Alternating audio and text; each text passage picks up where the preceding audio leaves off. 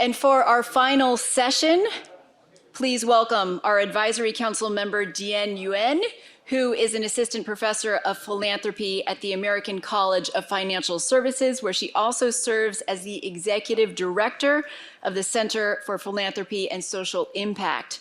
Dien is formerly a wealth advisor herself for many years, and she serves on many advisory boards, helping out many organizations and nonprofits in the community.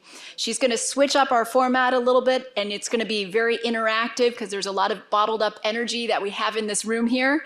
And after that, we are going to hear from the very famous head of Indiaspora, M.R. Rangaswami. So stay tuned for that. But now please welcome Professor Yuen. Thank you. All right. So I want to just quickly describe to you how I got into philanthropy in India. How many IITians do we have in this space? Oh, great, great. I started my research work on India philanthropy by learning from the IITians. Years ago, when IIT Bombay Heritage Fund started, I was their second executive director. And it was amazing because with all the IITians, they were thinking, we have the Yales, we have the Harvards of the world, they've got huge endowments, why can't we? Right? And so that's how the Heritage Fund started and was raising money from the US, Indian Americans, sending it back to IITians in India, and mostly supporting faculty because the faculty were so much underpaid over there. So back to the Naren relationship. On October 30th, 2012, I was on a panel with Naren and we were talking about philanthropy in the Asian American community. And so when Margaret asked me to talk about philanthropy in India, I was like, yes, of course, right? I have to do this. So we actually have some homework for you. This is the great thing about being a professor. I get to give homework. Our friends are gonna pass around a worksheet called 6 T's of Giving. I'm going to give you 5 minutes to answer and do the exercise, and then we're going to talk about it. Remember, this is not a test, all right? This is a reflection exercise. So please, try to do it in 3 or 4 minutes. It'll be super fun. Don't overthink it. And the goal is, it's the 6 T's of giving. So who knows the 3 T's? Time, talent, treasure, right? So we're going to add ties and testimony and truth. So we're going to get to the 6 T's because philanthropy is not just about giving cash or assets, right? There are many different ways to practice philanthropy, and we're going to exercise that during the session. Okay, so now you have your sheet. Let's start with the first one, and you could do this on your own. So there's the ties, right? On a scale of 1 to 5, how are you practicing your ties? And then you do this with the rest of the T's.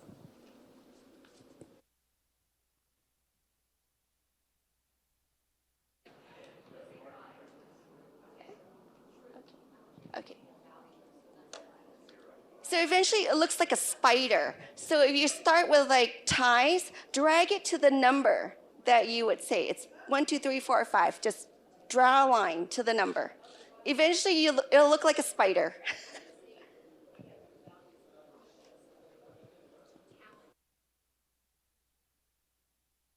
5 is highest, 1 is the lowest.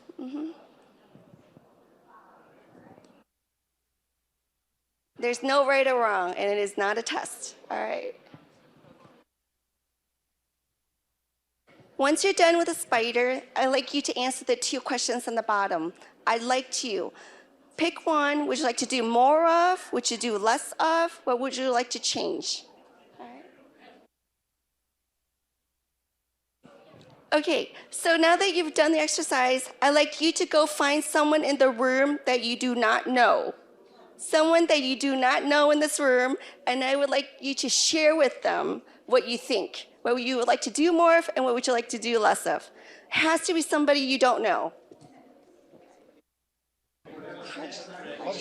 Harshal, would you like to share your 6 T's and what you'd like to do? You want to share? Sure, you go ahead. I think Anupam has a better story. All right, excuse me. We have somebody who wants to share. Don't you want to hear this? No, I think I'm not local. Well, you want me to come here? Well, I'll try. I hope I understood what you're asking here, but Wait, let's show this. Let's show the spider. Did yours look like this? Huh? Well,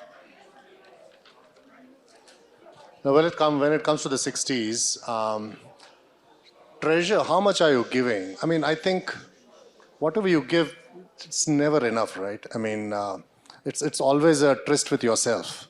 Am I doing enough? So I've given myself a relatively lower rating on that. I wish I can do more, and I will do more. Time, how much are you volunteering or offering pro bono services? I have an operating role, as I was telling Anupam, and I have a 14-hour day.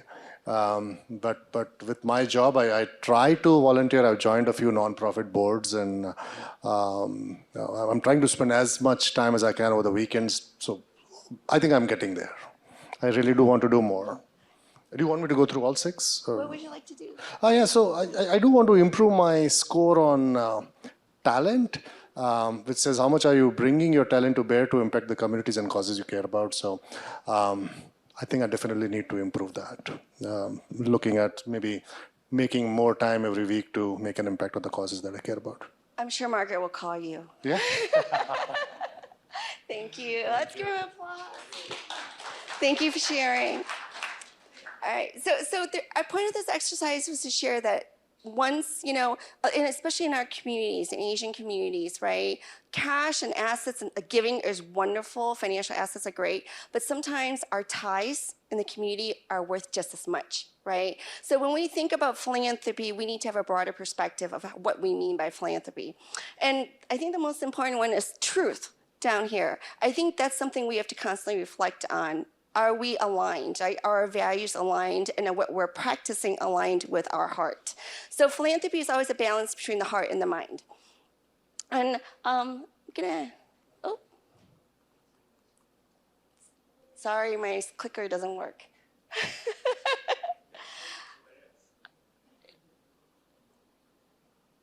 So while she's doing this, I was going to talk a little bit about the heart and the mind. We did something with the heart now, and I was going to go into some of the data on philanthropy in India with the heart. But, since she's doing it, let's do something. When Naren and I were in the panel talking about philanthropy and the giving gap in the Asian American community, the first thing he said was, to begin conversations of philanthropy, we need to talk about generosity, right? And so, okay, so I wanted to talk about generosity really quick in the sense that, close your eyes and think of a situation. The first thing of generosity that comes into your mind, right? Just close your eyes. First thing that you can think of, that for you, your family, think of the generosity of that word. What comes to your mind? Yeah? Who wants to share their story? Someone's glowing here. Oh, we need a mic. He's glowing. He has to share. Well, I guess I better get some new face masks or something. But no, I always used to think of generosity as things that I would, anytime I went to a temple. I was just recently in Japan. I went to a lot of Buddhist and Zen temples there. I always liked to, open my wallet and take 5 or 10% and just leave it in there. And so I always thought that was a good thing. And then somebody told me, but are you promoting religious fanaticism with some of these things? And I said, no, I think anytime you give from your heart, it's a good thing to give. So I still give a lot of donations to, I'm just going to say, temples, or in Mumbai, if you go where I'm from, the most famous mosque and the most famous temple are right next to each other. They're right next to each other. And so I just go to both of them and dump out most of my wallet. Thank you for sharing.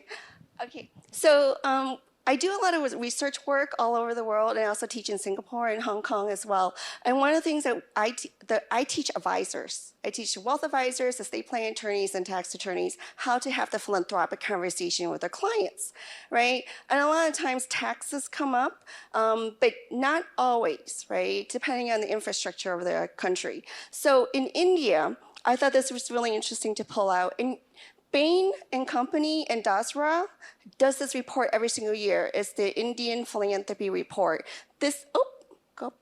This is from 2022. It's 2023, but it's 2022 numbers. So the way we look at the types of funders, there's the retail givers, which we call everyday givers, right? There's the Indian corporations doing the CSR work. And then we have high net worth individuals, and we have what we call the mass affluent, ultra high net worth, and it got cut off, but there's also a section for foreign funders. So these are the 5 types of funders that are supporting projects in India. And if you look at the numbers, basically 95% of the giving is public support for social causes, right? Private philanthropy is about 5% in India. So, and if you look at the numbers, they're about 13 billion if you add it all up together. And compare that to the US, we are about 450 billion in private giving. India is about 13. So this is the ultra high net worth individuals and what they support, mostly education and healthcare. Although this year was really interesting. You would think because of the COVID pandemic, it would increase. It actually decreased. A lot of the giving are being shifted now to the arts and culture and the rural development areas. All right, so I'm going to share 4 trends that we're seeing in India. One is investing in philanthropic ecosystems. A lot of organizations are trying to build support, capacity. NGOs need to be able to pay their bills. Talent is an issue. We also want to build infrastructure, right? Research. We also want to ensure there's a pipeline of nonprofit workers and fundraisers that go into this space. So investing in the philanthropic ecosystem is really important. The second trend we're seeing is investing in what we call GEDI. This is gender equity, diversity, and inclusion, right? Most vulnerable communities, this is not new. A lot of people support very underserved, vulnerable communities already. But now they're putting this lens, this GEDI lens on their giving as well. And it's very, very interesting in the sense that we call them the now gens and intergens. Now gens are the young ones that founded or created their own capital and their money. So we call them now gens. Intergens are the ones giving with their parents, right, or somebody in their family. But they are very interested now in overlaying this GEDI giving in addition to their giving. So lots of issues like mental health, gender equality, right? Really interesting kind of work. But it's not one of those if you're supporting education already, you might just want to do a GED overlay. It's not separate from. The third trend we're seeing is on climate, right? Adaptation, climate change is a big issue in India. So we're seeing India Climate Collaborative. All these organizations are coming together. A lot of funders and donors are coming together to really try and tackle climate change. And then the fourth one I thought was really interesting was this new India Family Philanthropy Network that's being created. It's called Giving Pie. Their goal is to bring in 5,000 members, right? And really, they talk about nation building, right? Like really, really try and figure out how to build India. So right now they're recruiting about 200 families. It's by invitation only. And it's like the who's who. This work is supported by the Gates Foundation and Skoll and their media networks, amongst others. All right, so there's a fifth trend I didn't put up here. The fifth trend that I'm seeing is there's a huge growth in family offices in Asia. So for example, in Singapore, they went from 126 registered family offices to over 1,000 this year, right? Hong Kong is going to try and get 250 family offices registered. In India, there are only 100 family offices now, but they're expecting by 2030 there will be over 1,000 registered family offices, which is amazing. And so within the family office setting, they're hiring philanthropy advisors to help support the work of the families, right? And what we're seeing in the space then is there's a lack of talent, a lack of philanthropy advisors who are supporting these families. So because of that, the whole philanthropic ecosystem then is really important, right? Because we have to train people how to be philanthropy advisors and serve the families. I'm going to stop here. Does anyone have questions so far? Does any of this surprise you? This resonates with you? Yes? No questions? Really? is this boring or is this really interesting? For me, it's really interesting to see this growth because, after COVID, everyone was coming together, right, to do good in the world. And we were thinking maybe it's going to taper off and kind of die down a little bit. It hasn't happened. In fact, it's going the other direction. We're seeing a huge increase in interest in this area. Okay. Yes, Margaret. Are you seeing it broken out by country and region or Asia in general? Because the growth is surprising. I mean, this was not happening years ago. Yeah, we're seeing by region, mostly in Singapore and Hong Kong, but we're also seeing a lot of Indian families registering in Singapore. They're registering their family offices in Singapore, right? Because it's a movement of capital in Asia. And then I think what's also interesting is within India itself, there's a CSR law in India, right? If you're up to a certain number of people and a certain number of dollars and revenue in your company, you have to spend 2% of that in your community. It's a CSR law. But we're also seeing an increase. It's not 2%. They're actually spending 5%, which is amazing. But the downside of that is most of the money is being spent in 5 regions in India. And those are the regions where the company is at. Right? So unfortunately, other areas where there's very few companies, very few investments, a lot of their issues are not being addressed. So great, 2 to 5, but it needs to move a little bit more in other areas. So yes. I think this is fascinating. A lot of interesting stuff that you brought out. I was just curious, like everything else in India, there are a lot of informal giving. Right? People giving to other people. Like, for example, I do 2-3 camps in India for diabetic retinopathy, where people in the small towns don't have access to retina specialist, but they are diabetic, which means they're going to lose their eyes if they don't keep track of it. And I pay for bringing, experts to come to the villages and then do the laser surgery, and if it's needed, we pay for the entire expense of taking them to the city and having them, done the surgery. Now, I don't think it gets registered anywhere. Yes. So I was just curious to see how you are factoring that in. Yeah, informal giving, and a lot of our families and communities do a lot of informal giving. It is not tracked. All these numbers are reported, so the CSR law requires reporting. So we can count those, but you're right, informal giving we cannot track. In fact, religious, yes. Mm-hmm. Surprisingly, even same in the U.S., the numbers are just not reported. So, but yes, same as Salvation Army and a lot of those are considered religious giving. Yes.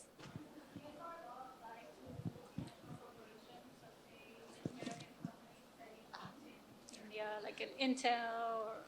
Yes and no. If you're big enough, yes, they do want you to abide by the law. If you're small, no. But like a company like Intel, if they have local, regional headquarters and there's representation there and they're registered, yes, they have to follow the CSR law. So, Margaret, do I have time or? Okay, anyone else have questions? Are you good? No? Okay, so what we as a community can do about it? I would say you should keep track of your giving. That's why we did this exercise in 6 T's, right? Constantly reflect about your giving. And then also try and figure out how we also involve the next generation, right? How do we pass down the values, right, that our parents passed to us? And how do we bring in the next generation involved? Something I do want to bring up, the giving from U.S. to India, right, has been problematic. If you want a U.S. tax deduction, you have to go through an intermediary here in the U.S., get the tax deduction, and then they make the gift to India. The problem is the past 3 or 4 years, we've been seeing a trend where it's been very difficult to move even charitable dollars into India. And that's because it depends on the causes you're supporting. There is a nation, there's a pride, right, for India. They want to take care of their own people. And then having foreign funds flowing into the country means that they lose control. And so there's been restrictions. So good examples like Global Giving, right? It's a platform, a digital platform. A lot of people go online. They might give $100, $1,000. Global Giving used to be able to move those money into Indian organizations easily, but now they're not even allowed to do it. And they don't even know why. The government just says, no, you can't do it. And so, yes. Very hot and very controversial subject. Almost all the think tanks now cannot basically get money from overseas. And many NGOs not. Okay. Yes. Let's not get, yeah. Yeah. It's a very serious issue which India needs to resolve. Yeah, and it's a trend we're also seeing in Asia because China is also going through a lot of those issues, right? So being able, there's pride, but it's problematic, and so you just have to be really careful in the organizations you work with. India has a law, right? FCRA, foreign. Yes. So, and that law is really holding a lot of people back. As a matter of fact, large foundations also having problem.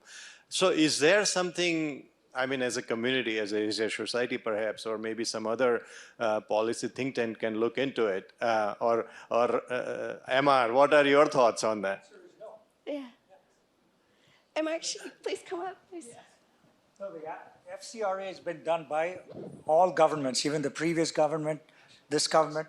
They have very strict rules. That's how the rules are. For example, I don't think in China any foreign organization can give even yuan. So India is much better in that sense. At least they're allowing you to give money, but I don't think they're going to change the rules. I mean, we keep talking to them, different people. It's going to be very tough. But MR, can I ask you a question and yourself too? You have, for example, George Soros in New York declaring openly that he wants to fund anything that will defeat Modi. I mean, it's a political statement he's made, and I don't know how serious about it, but he's allocated $1 billion for that. It's not going into defeat India. Modi.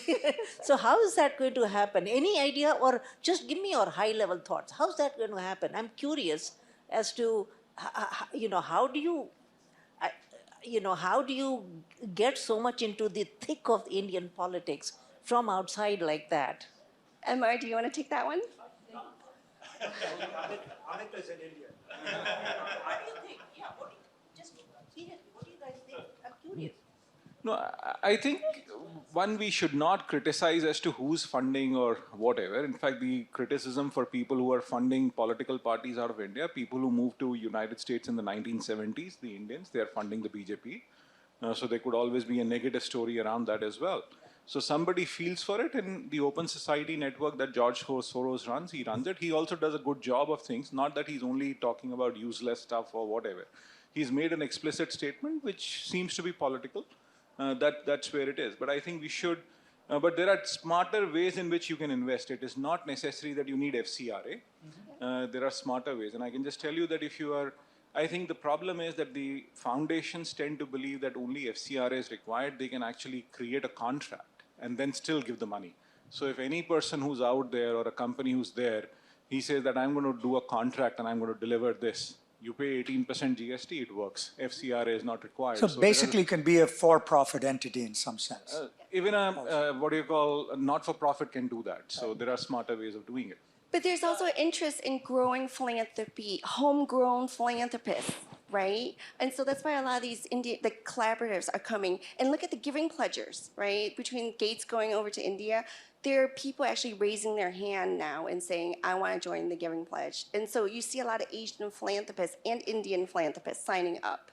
So, I'll wait for you to finish. Oh, I'm sorry, Neeraj had a question. Yeah, actually what you were suggesting, basically if somebody wants to support, let's say, some small village school, and they want a building to be constructed, so the money can be given to the contractor, which is a for-profit entity. The restriction is with the non-profit ones because of the FCRA restrictions. Yeah. So directly, then it also ensures it's going for the cause for which it is meant, rather than it could be used for anything, which becomes a security risk. In this case, if it's given directly to the contractors or service providers or whatever, so then there's always ways to figure this out, right? So it's so long as the passion and the interest is there, there are ways and there are tools to do this work. Yeah. Amar, I'm going to hand it back to you because I'm. Thank you so much. It's wonderful. Thank you so much. It was wonderful to see. Hi, M.R. Rangaswami with Indiaspora. I'm supposed to close this event, but it's great to see a non-Indian talking about Indian philanthropy. Thank you so much. It's better coming from someone other than Indian. Just to wrap up on philanthropy first, Indiaspora has done a lot in philanthropy during COVID.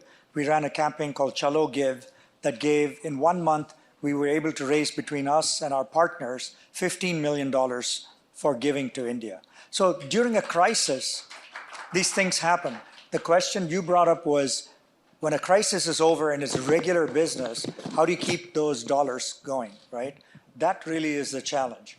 And that's why I think there are a lot of new ways of giving where they're putting together renew funds and different infrastructure funds to kind of keep that thing going, that there's more to it than COVID. You know, you need to build local hospitals. You need to provide oxygen for the long term. All those things are still being done. And Indiaspora has done its bit. We have something called the India Philanthropy Alliance, which is a group of 15 nonprofits that are focused on India. Akshay Patra, Pratham, AIF, you've heard of all these groups. We have now formed a consortium of these groups to grow the pie in the US. And now, after incubating it and investing in it, they've become their own entity. And this year they did something called the India Giving Day in March. It's modeled on, you know, the Giving Tuesday program that happens around Thanksgiving. The Giving Tuesday program last year on Thanksgiving raised $450 million in 1 day, right? Online giving. So we started India Giving Day.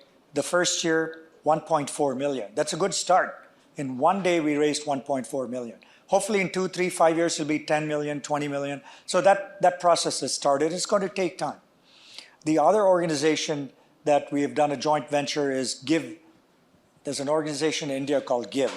And McKinsey Scott Bezos gave a lot of money to Give in the US. So we've now done a joint venture between Indiaspora and Give called Give US, where we hope to use the money that McKinsey Scott has given us to double and triple the giving of foundations and other ultra high net worth individuals. So these are a couple of the programs that Indiaspora has done to further the giving to India.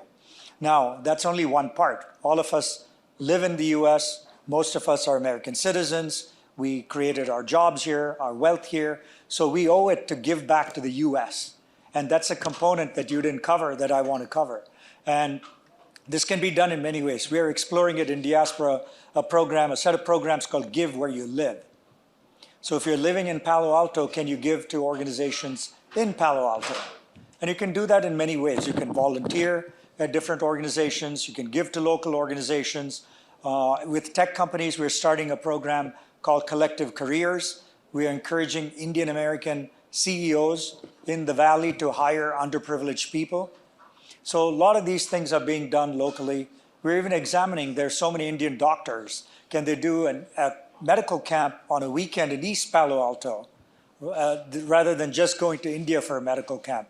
So lots of different things the diaspora is looking at locally. But to close out this thing, Margaret, I have to commend you. Your timing was perfect. 1 week before Prime Minister Modi shows up in India, right? And this is a great time to have that conversation of U.S. India relations. I think the different panels have done remarkable effort and articulated, Harshul, you, Arun Kumar, and where's your third member here? He's left. Amit did the first panel.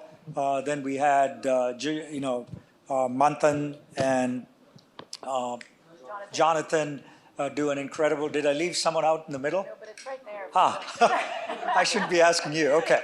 So then we had Marsha did a really good panel, like I mentioned. And then Anita gave a good keynote. Dien, I think you closed out on a very high note. But coming back to next week, the Prime Minister is here. And the excitement in the diaspora has surpassed my expectations. And, having started in diaspora 11 years ago, I still didn't expect the positivity of the reaction from the community. And why is this? So Prime Minister Modi first came in 2015, and now 2023. You look at 8 years, the Indian economy has more than doubled in 8 years, right? Trade between US and India has more than doubled in the 8 years. It's almost close to 200 billion. Yeah, it didn't reach 500 billion, but I bet you in the next few years it's going to 500 billion, right? So trade has increased. The Indian GDP has grown, more than doubled. The Indian diaspora has more than grown by 50% in the US. It's now almost 4.5 million. It was like 3 million, just a decade ago. So in every sense of the word, the diaspora has been more successful. The trade has been growing. India has been growing as a country and economy and population. And at the same time, China has become a thorny issue for many countries in the world. So the culmination of all these things has resulted in this euphoria around the Prime Minister's visit next week, where he's going to do yoga in the United Nations to start his trip. He's going to get a White House reception in the lawn where thousands of people are going to receive him. He's going to then, go out and speak to Congress. Second time he's done this in the last decade, which is unique amongst different visiting prime ministers and presidents. He's going to have a lunch at the State Department. He's going to do a dinner at the White House. He's going to get a 21-gun salute, is what we're told today in Washington. So all this is justified in where the relationship was and where it's come. Doesn't mean it's without its challenges, right? There are challenges. We hope that the summit next week will result in ISET, this critical technologies being shared between the countries. I hope there's a lot of discussion and debate around climate change. That's something where we can exchange a lot of technology and funding to get India to do more on climate. That's a big issue. The other one would be around education. India can use a lot of talent from the US, so there could be a partnership and movement on the education between universities. There could also be maybe private conversations around immigration. The visas in India are not being done quickly. There's so many students coming, visitors coming. At the same time, the H-1B process to green card to citizenship is broken. That needs to be fixed. So many things that we can constructively discuss next week. So all these are happening there. So Indiaspora will be well represented in DC as these things happen. We have a sidelines meeting. We also are partnering with a Kennedy Center event where business people in the diaspora will be listening to Prime Minister Modi. So lots going on next week in Washington. So it's a great time for you, to Margaret and Asia Society, to have this amazing group of people here discuss all the issues. So with that, I want to thank everyone for coming, and it's been wonderful. Thank you, everyone. Thank you. And thank you, MR and Indiaspora. We will be following all of your events. Thank you to all of our speakers, our sponsors. It was a really amazing group. I do want to give a huge shout out to our team, Christy, Nina, Jeremy, Aaron, all of our interns and volunteers. We cannot do it without you. They've been working very hard to make sure everything has been going perfectly. So thank you very much, and see you again next year.